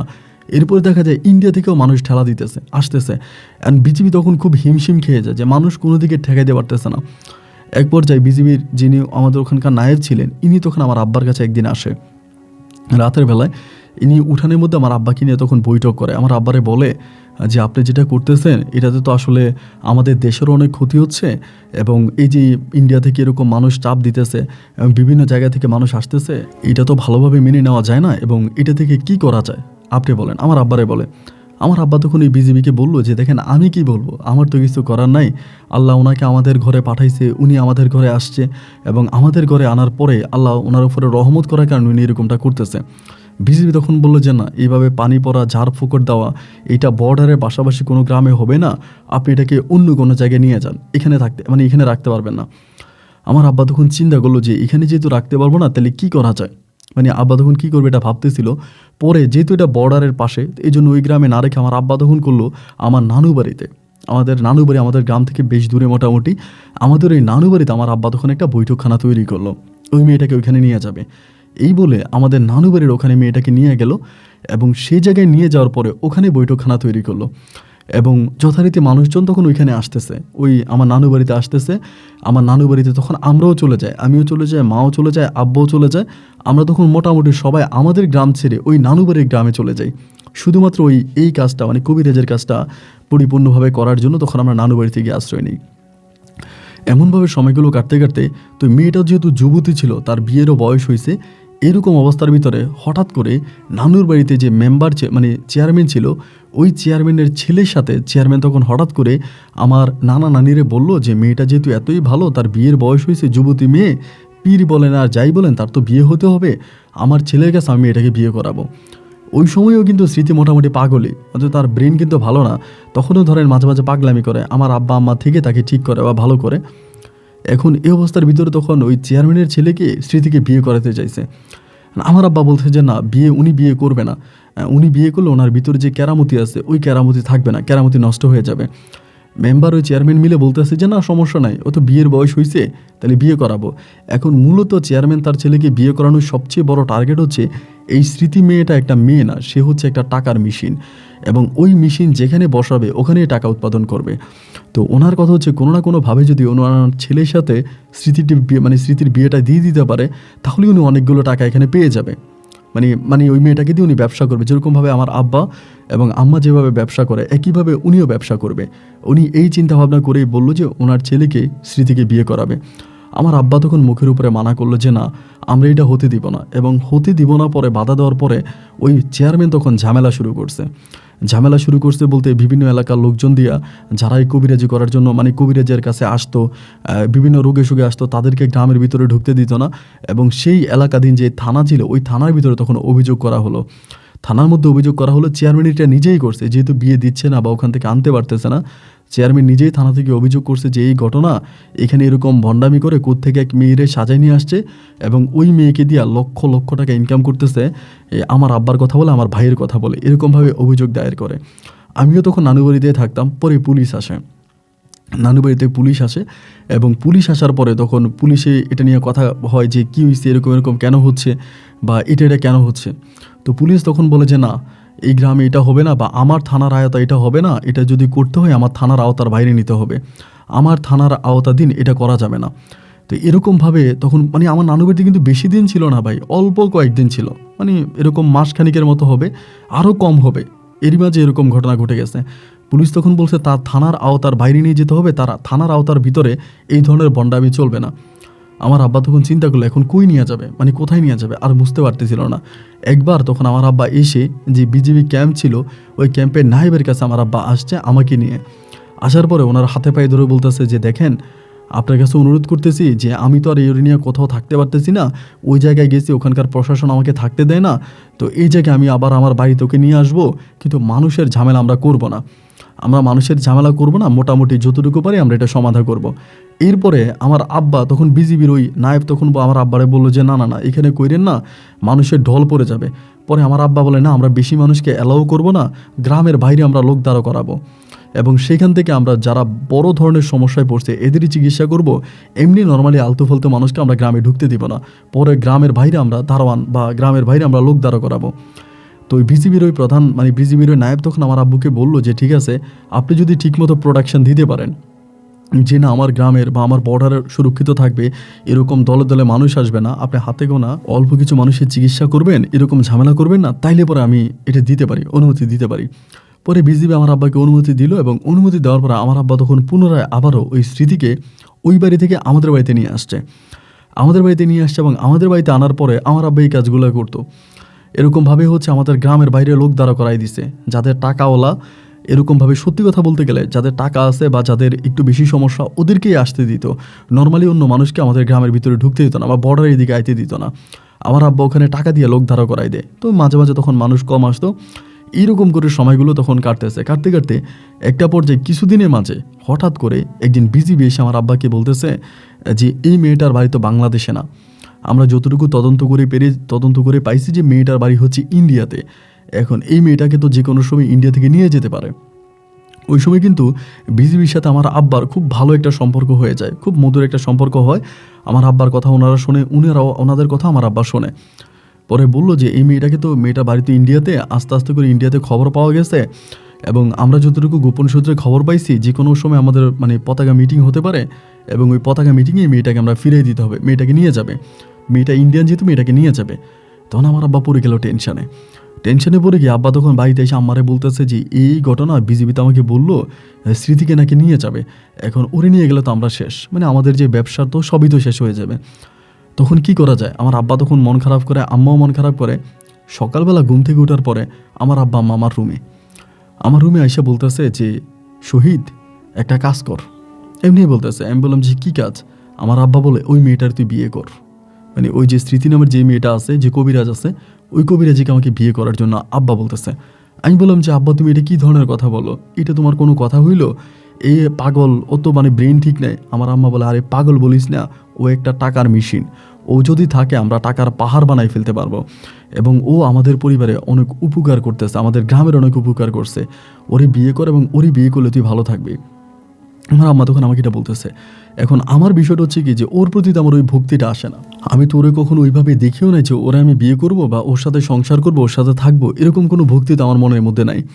তো আমি তো এটা পারবো না। আব্বা মামাকে মানে খুবভাবে ধরছে যে না, তোর এই মেয়েকে বিয়ে করাই লাগবে, আমরা এই মেয়েকেই তোকে বিয়ে করাবো, এবং এই মেয়েকে তোকে বিয়ে করা, এই মেয়েরা আমরা আমাদের গ্রামে পার্মানেন্টলি রেখে দিব, ও আমাদের গ্রামে থাকবে, আমাদের গ্রামে সমস্ত সমস্যার সমাধানও করছে, এবং ও যদি থাকে আমরা অনেক ভালো থাকবো। আব্বা আম্মাকে আমি যতভাবে বুঝাইলাম যে না আমি এই মেয়েকে বিয়ে করবো না, কিন্তু কোনোভাবে আমার আব্বা আম্মাকে আমি বুঝিয়ে রাখতে পারলাম না। একটা পর্যায়ে আমি বাড়ি থেকে মানে পালায়া যাবো এরকম একটা অবস্থার মধ্যে হয়ে যায়। আমার মা তখন আমার পা ধরে চিৎকার করে কান্না শুরু করে যে শহীদ বাবারে, তুই যদি পিস টান দেস তাহলে এই মেয়েটাকে আমরা এই গ্রামে রাখতে পারবো না, আর ও যদি আমাদের গ্রাম থেকে চলে যায় তাহলে আমরা বড্ড বিপদে পড়বো। তো এরপরে আমার আব্বা মা আমাকে জোর করে বললো, এবং এই মেয়ের সাথে বিয়ে করানোর জন্য একটা দিন তারিখ আমার আব্বা ঠিক করলো, এবং এই ঘটনা বিজিবিকে জানালো যে এইভাবে আমার ছেলের কাছে আমরা এই মেয়েটার বিয়ে দিয়ে দিব, যদি বিয়ে করাই দিই তাহলে তো আর কোনো ঝামেলা হবে না। বিজিবি বলে হ্যাঁ, যদি বিয়ে করাই দেন তাহলে আর কোনো ঝামেলা হবে না। এই অবস্থার ভিতরে যেদিন কথাবার্তা হলো, বিয়ের কথাবার্তা হলো, ওই দিন রাতের বেলায় আমি হঠাৎ করে স্বপ্ন দেখি যে রাতে আমি ঘুমিয়ে আছি, ওই মুহূর্তে স্বপ্ন দেখি যে সাদা কাপড় পরিহিত অবস্থায় মানে কেমন জানি একজন নারী আসমান থেকে নেমে আসছে, মানে আসমান থেকে নেমে আসছে, এসে আমার পাশে বসে আমারে বলতেছে যে তুই স্মৃতিকে বিয়ে করিস না। এমনিই বলে, তুই যদি স্মৃতিকে বিয়ে করিস তাহলে বড় সমস্যায় পড়ে যাবি, অনেক বড় সমস্যার সম্মুখীন হতে হবে, তুই স্মৃতিকে বিয়ে করিস না। এইভাবে আমারে তখন এই কথাগুলো মানে স্বপ্নের মধ্যে বুঝিয়ে গেল, অনেক সুন্দর করে বুঝাইছে, বুঝে তখন মানে আমার স্বপ্ন ভেঙে গেছে। এবং স্বপ্ন ভেঙে যাওয়ার পরে আমি যতটুকু বুঝলাম আর কি, আমি আমার আব্বা আম্মাকে বলার আগেই আমার আব্বা আম্মাই তখন মানে নিজেরা এটা নিয়ে সমালোচনা করতেছে। একই স্বপ্ন আমার আব্বাও দেখছে, আমার আম্মাও দেখছে, আমার বড় ভাইও দেখছে। আমাদের পরিবারের 3ও মানুষ এই স্বপ্নটা দেখছে। তারা এটা নিয়ে আলোচনা সমালোচনা করতেছে যে এরকম স্বপ্ন 3 জনে একসাথে কেন দেখলাম।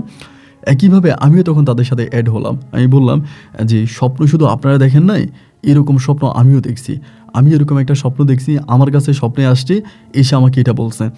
আমার আম্মা বলে এগুলো শয়তানে করে, মেয়েটা যেহেতু ভালো, মেয়েটাকে আমরা আমাদের গ্রামে রাখতে চাই, তোর বউ বানায় রাখতে চাই। এবং ওই হিসাবে শয়তান তখন এটা একটা ধোকা দিতেছে, মানে শয়তান বলতেছে যে তোর কাছে এখানে রাখবে না বা মেয়েটাকে নিয়ে যাবে, এরকম একটা অবস্থা। আমার আব্বা আম্মা তখন আর বুঝলো না, আমি আমার আব্বা আম্মাকেও বুঝাইতে পারলাম না। যতভাবে আব্বা আম্মাকে বুঝাইলাম না, তারা আমার কোনো কথাই শুনবে না, কোনো কথাই মানবে না। তারা আমাকে ওই যে রাতে যে স্বপ্নে দেখাইছে, ওই স্বপ্নেও তারা আর মানতেছে না। স্বপ্নে কি দেখছে না দেখছে, আমার আব্বা বলে স্বপ্নের কোনো দাম আছে নাকি। আমার আব্বা ওই স্বপ্নের কথারও ভ্যালু দিল না। পরে এই মেয়ের সাথে আমার বিয়ের সেই তারিখ অনুযায়ী ওই মেয়ের সাথে আমাকে বিয়ে করাই দিল। তো দুপুরবেলা বিয়ে করাই দিল। ও তো ওই পাগলের মতোই আছে। দুপুরে বিয়ে হলো, বিজিবি থেকে লোকজন আসলো এবং সবাই এসে তখন এই মেয়ের সাথে আমার বিয়ে সম্পূর্ণ হলো। এবং বিয়েটা সম্পূর্ণ হওয়ার পরেই ও তখন বাড়ির দিকে চলে গেল। মানে মেয়েটা তার বিয়ে হওয়ার পরে তখন বাসরঘর তৈরি করা হলো। বাসর তৈরি করা হলো। ওই বাসরে আমি তখন এই স্মৃতিকে নিয়ে বাসর ঘরে ঢুকলাম। ভাই আমি আপনাকে বললে হয়তো আপনি বিশ্বাস করবেন না, বাসর ঘরে ঢোকার পরেই না যে আমার শরীরটা কেমন জানি একটু অন্যরকম হয়ে গেছে। মানে আমার ভিতরটা কেমন জানি অনেক, মানে আমার ভিতরে কেমন জানি একটা ভয় কাজ করতেছে এবং আমি জানি একটু কেমন কেমন হয়ে গেছি, মানে একটু কেমন কেমন হয়ে গেছি, আমার কাছে একটা ভয় লাগতেছে। এরপরে আমি তার কাছে গিয়ে বসছি। বসার পরে মানে কি করব বুঝতে পারতেছি না। ওই পর্দা টান দিয়ে বসে আছে মুখের মধ্যে। তো এমত অবস্থার ভিতরে আমি তখন মানে বুঝতেছি না কী করবো, তার গায়ে হাত দিব না কী করব। মানে যেহেতু বিয়ে করছে, সে তো আমার বউ, সে তো আমার কলমা করেই বিয়ে করছে। পরে এরকমভাবে আধা ঘন্টার মতো বসে আছে। আধা ঘন্টা বসে থাকার পরে আমি তখন বাইরে দিয়ে গেলাম ওয়াশরুমে। আমি টয়লেটে যাব, টয়লেট থেকে আবার আসবো। আমি টয়লেটে গেছি। টয়লেটে যাওয়ার সময় আমি আপনাকে বলে যাই, আমি টয়লেটে যাওয়ার সময় বাইরে থেকে দরজাটা লাগাই দিয়ে গেছি। বাইরে থেকে দরজাটা লাগিয়ে আমি টয়লেটে গেছি এবং টয়লেট থেকে ফিরে এসে দরজা খুলে আমি ঘরে ঢুকে দেখি যে এই স্মৃতি মেয়েটা আর ঘরের মধ্যে নাই। এই না দেখার পরে আমি তখন বললাম, কিরে কোথায় গেল। আমি তখন বেরোলাম। বেরোয়া যেহেতু দরজা আমি লাগাই গেছি, আমি তো শিওর যে বের হইতে হলে তো দরজা খুলেই বের হতে হবে। ও তো একটু পাগল, হয়তো বেরিয়ে যেতে পারে, এই জন্য আমি দরজা লাগাই গেছি। গিয়ে আমি তখন আমার আব্বা আম্মারে ডাক দিলাম, আব্বারে ডাক দিলাম, আম্মারে ডাক দিলাম। তারা তখন উঠে আসছে, কী হয়েছে। আমি বললাম যে এই ঘটনা। আমার আম্মা বলে ও মনে হয় বাইরে গেছে, মানে ও তো পাগল, ব্রেন ঠিক নেই, বাইরে গেছে। আমি বললাম, মা ও বাইর হয়ে কোথায় যাবে, আমি তো দরজা লাগাই বাথরুমে গেছি, আমি তো দরজা লাগাই লেফটিনে গেছি এবং আইসে আমি দরজা খুলে ভিতরে ঢুকছি, আমি তো বাইরে থেকে লাগাই গেছি, ও ভিতর থেকে খুলে বেরোবে কীভাবে। আমার আম্মা বলে, বলিস কি। আমি বললাম, হ্যাঁ, ওর তো পাওয়া যাচ্ছে না। এবার আব্বা আম্মা বলতেছে, আয় হায়, এটা তো লজ্জার বিষয়। পরে আব্বা আম্মা দুজনেই বেরিয়েছে, বেরিয়ে ওরা খোঁজা শুরু করছে গ্রামের মধ্যে। খুঁজতে খুঁজতে খুঁজতে খুঁজতে না পাইয়া ওই ক্যাম্পে গেছে, আমাদের যে ক্যাম্প ছিল, ক্যাম্পে গিয়া আমরা তখন বললাম যে এইভাবে ও উধা হয়ে গেছে। তো ক্যাম্পে থেকে তাদের যে আছে, তারা বলে যে কোনো মেয়ে মানে বর্ডারের দিকে যায় নাই, ইন্ডিয়ার দিকে যায় নাই এবং কেউ ইন্ডিয়ার দিকে ঢুকে নাই এখানে, মানে এরকম কোনো কিছুই হয় নাই। তাহলে ও গেল কোথায়। তা ক্যাম্প থেকে তখন বলা হলো, মনে হয় যে ও যেহেতু পাগল, মনে হয় গ্রামে মানে বাড়ির কোনো দিকে লুকিয়ে আছে। তো বাড়ির কোনো দিকে লুকিয়ে আছে, ওকে খোঁজার জন্য বললো। এরপরে আমার আব্বা আম্মা, বড় ভাই, ভাবি, বাচ্চা সবাই মিলে ওরা তখন খুঁজতে শুরু করে। একটা পর্যায়ে আস্তে আস্তে গ্রামবাসী সবাই জানাজানি হয়ে যায়, সবাই ঘুম থেকে উঠে মানে যার যে ল্যাম্প আছে, লাইট আছে, সবাই তখন বের হয় এবং আমরা তখন তাকে পুরো গ্রামে ওই গভীর রাতে তন্ন তন্ন করে খুঁজতে শুরু করি। এখানে ওইখানে বিভিন্ন জায়গায় ওকে আমরা খুঁজি, কিন্তু কোথাও ওর কোনো সন্ধান আর পাওয়া যায় না। ও নাই নাই নাই নাই, টোটালি নাই, একেবারে নাই হয়ে গেছে। এবং দেখতে দেখতে ফজরে আজান দেয় এবং ফজরে আজান দেওয়ার পরেও আমরা ওটা খুঁজতেছি। সূর্য উঠে যায়, গ্রামে মনে হয় চিরুনি অভিযান চালাই, মানে একটা চিরুনি অভিযানের মতো আমরা চালাই। গ্রামের বিভিন্ন জায়গায় পুকুরে পর্যন্ত আমরা মানে আপনার করি, জাল দিই যে পুকুরেও ডুব দিয়ে মরে গেল কিনা, এরকম কিনা, কিন্তু কোথাও ওর আর কোনো সন্ধান পাওয়া যায় না। দেখতে দেখতে সকাল গড়িয়ে দুপুর হয়ে গেল, ওর কোনো সন্ধান পাই না। আব্বা আম্মা দুজনেই মাথায় হাত দিয়ে ফেলছে, তারা কান্নাকাটি করতেছে। আর এদিক দিয়ে অনেক রুগীরা আসতেছে ওর কাছে, যে অনেক ইমার্জেন্সি রুগীরা আসতেছে, তো ওরে তো আর পাওয়া যাচ্ছে না, তো কী করবো। এদিক দিয়ে ভাবি একটু রেগে গেছে। ভাবি রেগে গিয়ে আমার আম্মারে বলতেছে, আমার ভাবি কিন্তু ওভাবে চাই নাই যে আমি ওরে বিয়ে করি বা ওর বিয়ে হোক, ভাবি কিন্তু ওভাবে বলে নাই, ভাবি কিন্তু একটু বিরোধিতা করছিল। তো আমার আম্মাকে তখন আমার ভাবি বলতেছে, আপনারা বারবার বলছি যে বিয়ে করানোর দরকার নাই, শহীদরে বিয়ে করানোর দরকার নেই, আপনারা জোর করে বিয়ে করাইছেন, বিয়ে করাইছেন দেখে মেয়েটা চলে গেছে। আমি তখন ভাবিরে বললাম যে ভাবি, মেয়েটা যে চলে গেছে তা যাবে কইভাবে, মানে একটা মানুষ তো যাওয়ার একটা রাস্তা লাগে। আমাদের টিনের ঘর এবং ঘরটা যেমন আছে তেমনই আছে। আমি ঘরের বাইরে থেকে দরজা লাগাই গেছি এবং এরপরে মেয়েটা চলে যাবে কিভাবে? আমার ভাবি বলে, তুমি দরজা লাগাই গেছো, তোমার মনে হয় মাথা ঠিক নেই, নতুন বউ পাইছো তো মাথা ঠিক ছিল না, বাথরুমে গেছো, লেফটিনে গেছো, দরজা লাগাই যাও নাই, এখন আমাদেরকে বুঝাইতেছো দরজা লাগাইছো। দরজা লাগাইলে মেয়েটা যাবে কোত্থেকে? আমি আমার পরিবারের কাউরেই বিশ্বাস করতে পারলাম না যে আমি টয়লেটে যাওয়ার সময় দরজা লাগিয়ে গেছিলাম। সবাই তখন আমারে বলতেছে যে না, আমি দরজা লাগাইনি। এরপরও তারে খোঁজার অভিযান চলতেছে। এইভাবে 3 দিন 4 দিন 5 দিন প্রায় 1 সপ্তাহ হয়ে গেল, তারে আমরা খুঁজে পেলাম না। এই 1 সপ্তাহের মধ্যে আমাদের গ্রামে একটা বাচ্চা হয়েছে, মানে একটা বাচ্চা হয়েছে আমাদের গ্রামে মৃত। আমাদের গ্রামে মৃত একটা বাচ্চা হয়েছে এবং এইটা হওয়ার পরে, মানে বাচ্চাটা হওয়ার পরে খুব সুস্থ সবল ছিল মহিলারা, বাচ্চাটা হওয়ার পরে বাচ্চাটা মারা গেছে। অ্যান্ড ওই বাচ্চাটা মারা যাওয়ার পরে সবাই তখন আবার বলতেছে যে ওই পাগলি আমাদের গ্রাম থেকে চলে গেছে বলেই সমস্যাটা মনে হয় আবার দেখা দিছে। যেরকম আমরা একবার কবিরাজ আনছিলাম এবং কবিরাজের মাধ্যমে কবিরাজ চলে গেছে, পরে এই সমস্যাটা আবার দেখা দিছে। একইভাবে সবাই বলতেছে যে ওই মেয়েটাও সম্ভবত ফকির বা দরবেশ এই টাইপের কিছু ছিল এবং মেয়েটা চলে যাওয়ার পরে আমাদের গ্রামে এই সমস্যাটা পুনরায় আবারও দেখা দিয়েছে এবং এখন আবার পুনরায় বাচ্চা মারা যাওয়া শুরু হয়েছে। এবার এই ঠিক মানে এই ঘটনার পরে আরও মানে আমাদের গ্রামে এরকম বাচ্চা আবার আবার আগের মতো একদম সেম আগের সিচুয়েশন শুরু হয়ে গেল। কারো পেটের ব্যথা হইতেছে, কেউ বাচ্চা কনসেপ্ট করছে, কয়েকদিন পরে প্রস্রাবের সাথে বাচ্চা বেরিয়ে যেতেছে। মানে কী যে একটা অবস্থা বলার মতো না। তখন কিন্তু আমাদের গ্রামে অনেক মানুষ বসবাস করতো, মানে 10-15টা বা 20টা-25টা পরিবার না, তখন অনেকগুলো পরিবার ছিল, মানে পুরো গ্রাম অনেক বড়। মানে আশেপাশের গ্রামের তুলনায় আমাদের গ্রামটা অনেক বড় হয়ে গেছিলো, কারণ আমাদের গ্রামে বিজিবি ক্যাম্প ছিল, হসপিটাল ছিল, মোটামুটি সব কিছু ছিল। এই জন্য আর জায়গাও ওরকম না, সরকারি জায়গা, যার জন্য যেতে পারছে ওখানে ঘর বাইরে থেকে গেছে। আমার আম্মা তখন কান্নাকাটি করতেছে এবং গ্রামে সেই আগের পজিশন আবারও দেখা দিয়েছে। সবাই তখন চিন্তা করতেছে এখন কি করব, এই মেয়ে থাকতো সেটাই তো ভালো ছিল। এরপরে সবাই এই ঘটনার পরে আমার আব্বা আম্মাকে দোষারোপ করতেছে যে আমার আব্বা আম্মার কারণেই এরকমটা হয়েছে। আমার আব্বা আম্মা যদি এরকম জোর প্রয়োগ না করে, ক্ষমতা না দেখায় যদি ওই মেয়েটার সাথে আমাকে বিয়েটা না দিত, বা আমি যদি ওই মেয়েটাকে ওই সময় বিয়েটা না করতাম, তাহলে আজকে এরকম একটা দিন দেখতে হতো না বা এরকম একটা সমস্যা হতো না। আমি ওই মেয়েটাকে বিয়ে করার জন্যই এরকম সমস্যা হয়েছে, আমি কেনই মেয়েটাকে বিয়ে করলাম, এটা নিয়ে সবাই তখন মানে যারা যারা ছিল সবাই তখন খুব ঘোর বিরোধিতা করতেছে যে মেয়েটাকে বিয়ে করা আমার ঠিক হয় না। এই মেয়েটাকে বিয়ে করার পর থেকে এই সমস্যাটা, মানে আমি আর কাউরে, মানে কেউ আর আমাদের পরিবারের সাথে কথা বলে না। আবারও আগের সেই প্রথম দিকে যেরকম বাচ্চা মারা যাওয়ার একটা সমস্যা দেখা দিয়েছে, ওই সমস্যাটা দেখা দিয়েছে এবং এর সাথে সাথে আরও নতুন কিছু সমস্যা দেখা দিয়েছে। নতুন সমস্যাগুলো ঠিক এরকম যে ওই মানে রিনা বেগমকে যারা চিনতো এরা অনেকেই বলে যে ওরা নাকি রিনা বেগমকে রাস্তাঘাটে দেখতে পায়। ধরুন অনেক সময় দেখে যেহেতু বর্ডার দিকে রিনা দৌড়ে আসতেছে, আবার অনেকেরই রিনা ওই ঘরের দরজায় এসে, আমাদের এখানে একটা মহিলা ছিল, ওই মহিলার সাথে আবার রিনার ভালো সম্পর্ক ছিল, রিনা বেগমের। তো ওই মহিলারে নাকি ওই মহিলা বলে যে রাতের বেলা এসে নাকি তাকে ডাকে এবং তার শাশুড়িও শোনে যে হ্যাঁ তারা ডাকছে। মানে তখন সমস্যাটা এত মানে প্রকোপ আকার ধারণ করেছে, শুধু যে বাচ্চা মারা যায় এটার মধ্যেই নাই, সমস্যাটা তখন আরও বড় আকার ধারণ করছে। এবং আমাদের এখানে যারা ক্যাম্পে যারা পাহারা দিত, যারা ছিল বর্ডার গার্ড, ওরাও বলে যে ওরা এক মহিলাকে বিবস্ত্র চেহারায় দেখতে পায়, বিকৃত চেহারার এক মহিলাকে তারা দেখতে পায়। আস্তে আস্তে করে আমাদের ওই ক্যাম্পে যেই বিজিবি সদস্যরা ছিল ওরাও ওখান থেকে ডিউটি করা আস্তে আস্তে কমিয়ে দেয়, কারণ ওরাও তখন ভূতের ভয় পায়, কারণ পিস্তল দিয়ে তো আর মানে গুলি করে তো আর ভূতকে মারা যাবে না।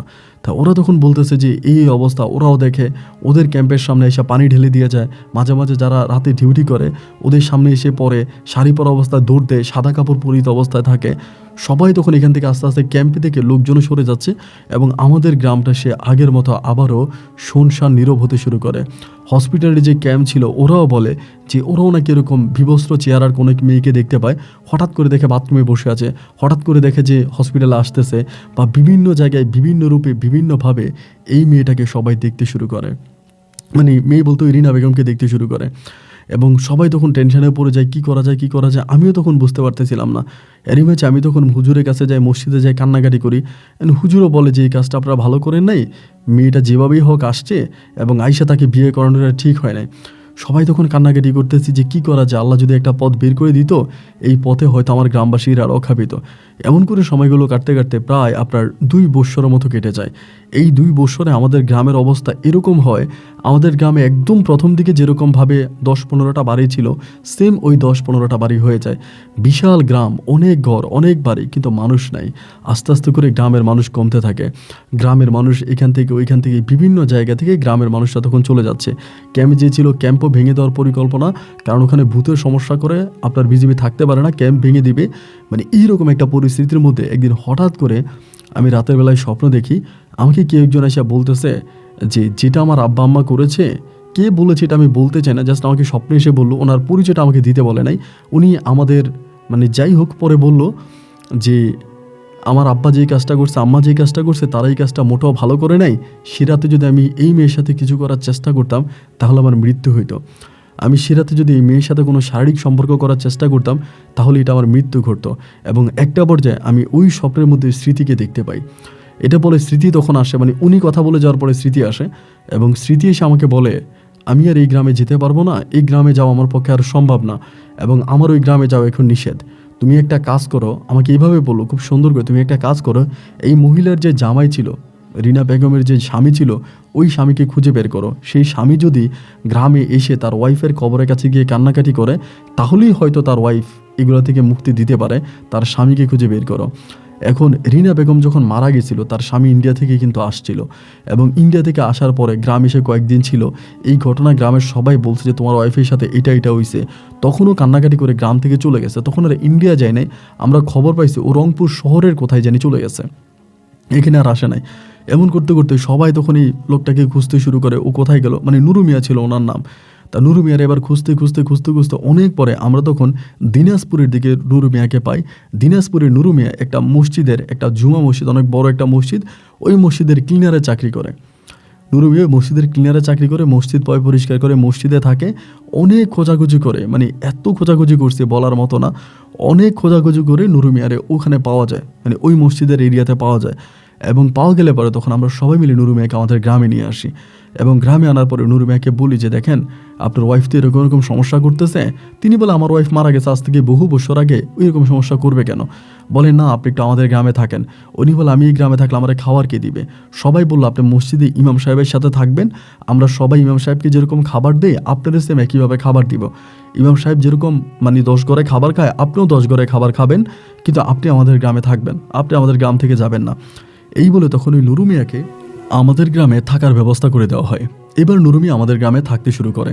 তিনি আমাদের গ্রামে থাকে। তিনি সকালবেলা ঘুম থেকে উঠে ফজরের নামাজ পড়ে তিনি তখন সোজা কোরআন হাতে নিয়ে ওনার ওয়াইফের কবরের কাছে চলে যায়, এবং ওনার ওয়াইফের কবরের পাশে বসে উনি তখন কোরআন তেলাওয়াত করে।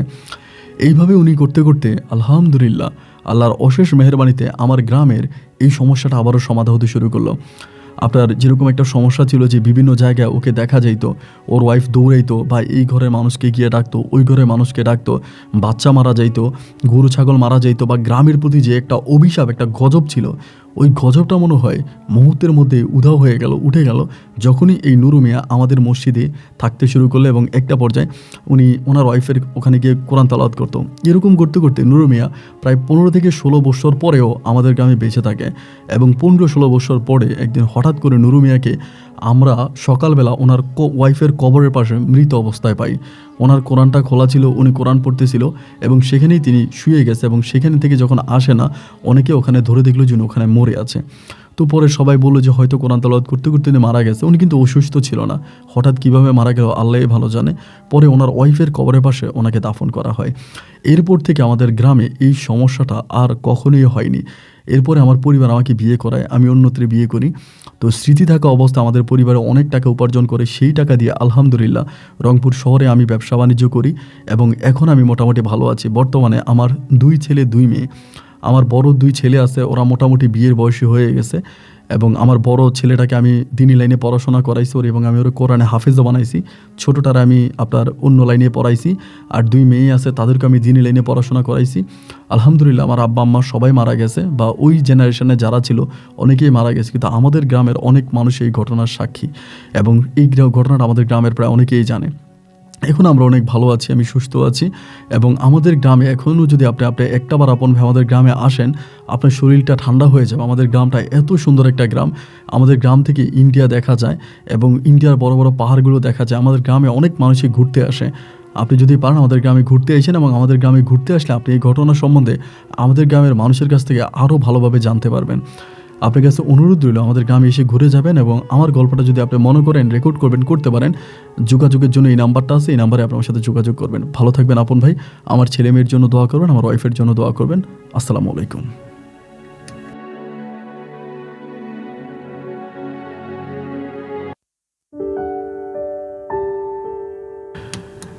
প্রিয় বন্ধুগণ, সবাইকে অনেক বেশি ধন্যবাদ এতক্ষণ পর্যন্ত রংপুরের ভাই শহীদের জীবনের বাস্তব গল্পটা আমার মুখে শোনার জন্য। বন্ধুগণ, আমি গল্পটা রেকর্ড করার শুরুতেই বলেছিলাম যে হৃদয় ঠান্ডা করে দেওয়ার মতো একটা গল্প। আপনার কাছে কেমন লেগেছে এটা আপনি অবশ্যই কমেন্ট বক্সে লিখবেন। আর শহীদ ভাইকে দিয়ে শহীদ ভাইকে নিয়ে কিছু লেখা থাকলে সেটাও আপনি লিখবেন। আসলে আমরা আমাদের এই পৃথিবীর মানুষগুলো বিশেষ করে আমরা মানুষ জাতিদের চাহিদার কোনো শেষ নাই। আপনি খেয়াল করে দেখবেন যে একজনের যদি সাইকেল থাকে সে হুন্ডা দেখে আফসোস করে আমার যদি হুন্ডা থাকতো, এবং কারো যদি হুন্ডা থাকে সে প্রাইভেট কার নিয়ে আফসোস করে আমার যদি একটা প্রাইভেট কার থাকতো। যার প্রাইভেট কার আছে সে বিমান নিয়ে আফসোস করে ইস আমার যদি একটা বিমান থাকতো। আর যেই ব্যক্তির বিমান আছে সে আফসোস করে আমি যদি জিনের মতো করে আকাশে উঠতে পারতাম। আমাদের এই মানুষ জাতির চাহিদার লোভের কোনো শেষ নাই। এ দুনিয়াতে যত লোভ করবেন, এ দুনিয়াতে যত চাহিদা বাড়াবেন ঠিক ততটাই কষ্ট পাবেন। চাহিদা ছোট করেন, লোভ কমিয়ে দেন, অন্যের উপর আশা ছেড়ে দেন, স্বপ্ন দেখা কমিয়ে দেন। তবে কোন স্বপ্ন আপনাকে নিয়ে যে স্বপ্ন আপনি বাস্তবতা করতে পারবেন ওই স্বপ্ন দেখেন, অন্যকে নিয়ে স্বপ্ন দেখা কমিয়ে দেন। মাশরাফি বিন মুর্তজা কার কাছে কেমন সেটা আমি জানি না, দলমত নির্বিশেষে এই ব্যক্তির একটা কথা আমার ভীষণ ভালো লেগেছে। উনি একজন রাজনীতিবিদও ছিলেন বা একজন ভালো খেলোয়াড় ছিলেন। তো আমি বলি দলমত নির্বিশেষে বলি, এই লোকটা একদিন একটা টিভি অনুষ্ঠানের মধ্যে বলেছিল যে ওনাকে উপস্থাপক প্রশ্ন করেছিল যে মাশরাফি ভাই আপনার কি কোনো কষ্ট আছে? তিনি একটা অট্ট হাসি দিয়ে বলেন আমার কোনো কষ্ট নাই। বলে কেন? পৃথিবীতে তো প্রতিটা মানুষেরই না কোনো কষ্ট আছে, আপনার কেন কষ্ট নাই? আপনি কি সব দিক থেকে পরিপূর্ণ সুখী? তিনি বলে আসলে কি জানেন, আমি এই পর্যন্ত কোনো কষ্ট পাইনি। তার কষ্ট না পাওয়ার বড় কারণ হচ্ছে আমি কোনো আশা করি না, আমি কোনো স্বপ্ন দেখি না, আমি কারোর উপর নির্ভরশীল হই না, এই জন্য আমার কষ্ট হয় না। আপনি যদি স্বপ্ন দেখেন, স্বপ্ন বাংলে কষ্ট পাবেন। আপনি যদি আশা করেন, নিরাশিত হলে আপনি কষ্ট পাবেন। এই জন্য স্বপ্ন দেখা কমিয়ে দেন, আশা করা কমিয়ে দেন। নিজের সাধ্যের ভিতরে স্বপ্ন দেখেন, সাধ্যের মধ্যে আশা রাখেন, তবে দেখবেন আপনি ভালো আছেন। সবাই ভালো থাকবেন, সুস্থ থাকবেন এই শুভকামনায় আজকের মতো এখানেই বিদায়। আপনাদের সাথে আমার দেখা হবে অন্য দিন অন্য কারো বাস্তব জীবনের গল্প নিয়ে। আল্লাহ হাফেজ এন্ড আসসালামু আলাইকুম।